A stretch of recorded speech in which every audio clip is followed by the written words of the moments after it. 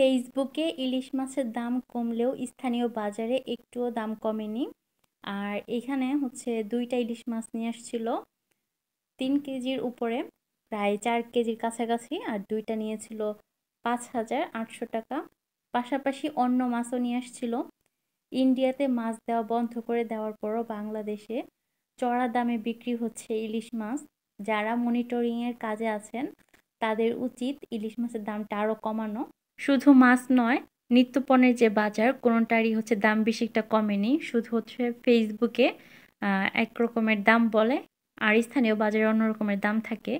আর দাম কমলেও খুব একটা কমেনি, ১০-২০ টাকা এরকম। পেঁয়াজের দাম এখনো খুবই বেশি। আর অন্যান্য যে সবজি এগুলির দামও অনেক বেশি। বাংলাদেশের সবার কথা বা সব শ্রেণীর মানুষের কথা চিন্তা করে নিত্যপণ্যের সব বাজারের দামই কমানো উচিত, কারণ অনেক চড়া দামে বিক্রি করে। আর আজকে এই ইলিশ মাছটা ভাজবো।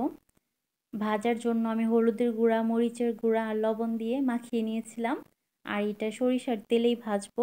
ইলিশ মাছটা সরিষার তেলে ভাজলেই বেশি ভালো হয়। আর তেলের পরিমাণটা আমি একটু বাড়িয়ে দিয়েছিলাম, কারণ ভাত দিয়ে যেন খাওয়া যায় এর জন্য। আর ইলিশ মাছের সাথে আমি ২-৩টা শুকনা মরিচ ভেজে নিয়েছিলাম। গরম ভাতের সাথে ইলিশ মাছ আর হচ্ছে শুকনা মরিচ দিয়ে খেতে বেশি মজা লাগে, এর জন্য আমি শুকনা মরিচটা ভেজে নিয়েছিলাম। আর ইলিশ মাছটা অনেক বড়ই ছিল, যেহেতু ১.৫ কেজির উপরে। এক একটা ইলিশ মাছের ওজন ১.৫ কেজির উপরে ছিল, এর জন্য মাছের পিসগুলো অনেক বড় ছিল, কিন্তু ভিডিওতে তেমন একটা বোঝা যায় না। আর পাশাপাশি ছিল চাল কুমড়া ভাজি। আর এখানে হচ্ছে মাছের মাথা, বাসার সবার জন্যই ছিল। আমি যেন ক্লিপ নিয়ে নিলাম। অনেকে হচ্ছে মাছের মাথাটা পছন্দ করে না, আবার অনেকে পছন্দ করে।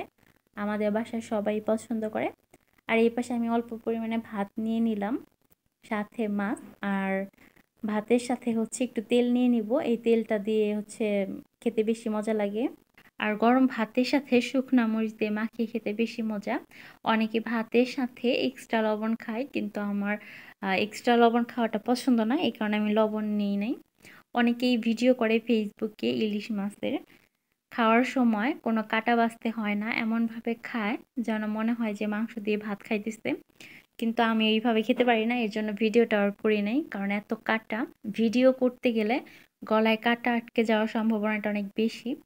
আর ভিডিওটা যারা যারা দেখছেন অবশ্যই জানাবেন ভিডিওটা কোন জায়গা থেকে দেখছেন এবং আপনাদের স্থানীয় বাজারে ইলিশ মাছের দাম কেমন।